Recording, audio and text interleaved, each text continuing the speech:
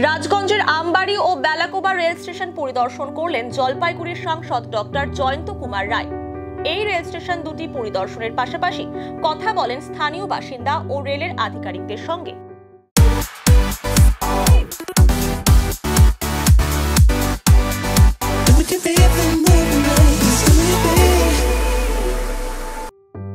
শিলিগুড়ি ও জলপাইগুড়ির মাঝে এই ব্লকটি জনবহুল এলাকা। প্রচুর মানুষ ট্রেনে যাতায়াতের উপর নির্ভরশীল। তাই আমবাড়ি, বেলাকোবা ও রানীনগর স্টেশনে দূরপাল্লার ট্রেনের স্টপেজ সহ পরিকাঠামো উন্নয়নের দাবি দীর্ঘদিনের। এদিন রেল স্টেশন দুটি পরিদর্শনের পাশাপাশি বাসিন্দাদের দাবিগুলি নিয়ে রেল মন্ত্রকের কর্তাদের সঙ্গে আলোচনা করে সমাধানের চেষ্টা করবেন বলে আশ্বাস দেন সাংসদ। এদিন সাংসদ জয়ন্ত কুমার রায় বলেন, রাজগঞ্জ ব্লকের এই রেল স্টেশনগুলিতে আগে কয়েকটি দূরপাল্লার ট্রেনের স্টপেজ ছিল, কিন্তু কোভিড শুরু হওয়ার পর ওই ট্রেনের স্টপেজ বন্ধ করে দেওয়া হয়। দূরপাল্লার ট্রেনের স্টপেজ, পানীয় জল ও শৌচালয় সহ পরিকাঠামো উন্নয়নের দাবি আমার কাছে করেছেন বাসিন্দারা। তাই রেল স্টেশনগুলি পরিদর্শন করে দেখলাম পরিকাঠামো উন্নয়নের অনেক সুযোগ রয়েছে। বিষয়গুলি নিয়ে রেল মন্ত্রকের কর্তাদের সঙ্গে আলোচনা করে সমাধানের চেষ্টা করা হবে। আমবাড়ি স্টেশন একটা গুরুত্বপূর্ণ স্টেশন, পাশে যদিও এনজেপি আছে, কিন্তু এখানে একটা বিরাট সংখ্যক মানুষ কিন্তু এখানে থাকে এবং তারা এই স্টেশনের উপর ডিপেন্ডেন্ট। এখান থেকে কিছু কিছু ট্রেন, বিশেষ করে আসাম প্যাসেঞ্জারের মতো ট্রেন, এই ট্রেনগুলো আগে কোভিডের আগে চালু ছিল, কিন্তু কোভিডের পরে বিভিন্ন কারণে এটা বন্ধ করছিল। তো এখানকার মানুষ আমাকে আজকে আসতে বলেছিলেন যে এই ব্যাপারটা একটু দেখার জন্য যদি ওই ট্রেনটাকে চালু করা যায়।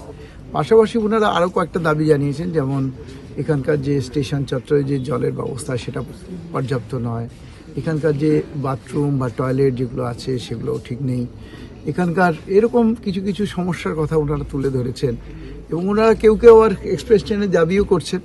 তো এগুলোর ফিজিবিলিটি কি আছে না আছে এটা দেখেই তারপর করা যাবে। কিন্তু আমি এর দিক থেকে যেটা আমাকে বলছেন ওনারা, যা বলছেন আমি যেগুলো যাতে ইমপ্লিমেন্টেড হয়, এগুলো যাতে ইমপ্লিমেন্ট করতে পারি সেটা বলছি। এখানে তো দেখুন, যাত্রী পরিষেবা বলতে এখানে যেটা হচ্ছে অত্যাধুনিক সিস্টেম, যে মনিটরিং সিস্টেম এখন হয়েছে, হ্যাঁ সেটা কিন্তু এখানে আছে, এটা একটা ভালো দিক।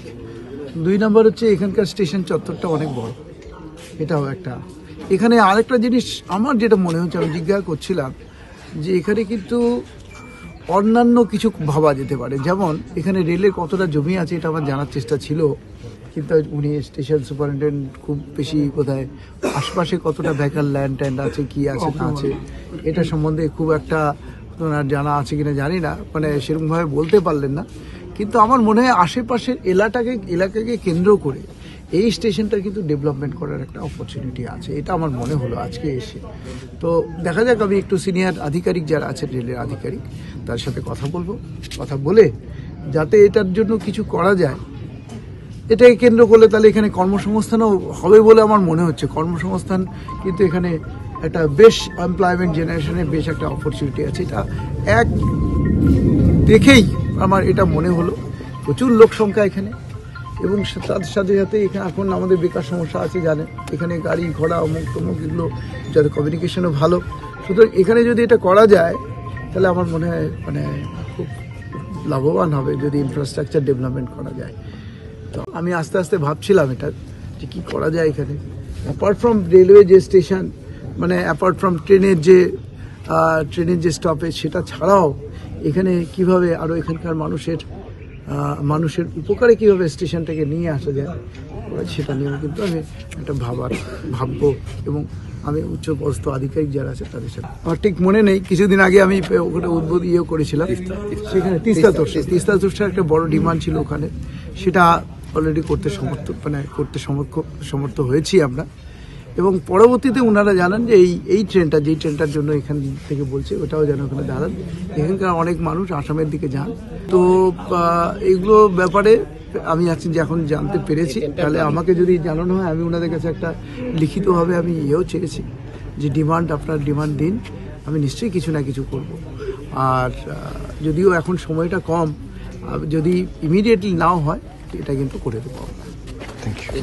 50,000 लोगों को अपनी मंजिल से है जोड़ा और नई उत्साह के साथ आए हैं फिर से थामने आपका हाथ। श्री शांति होंडा।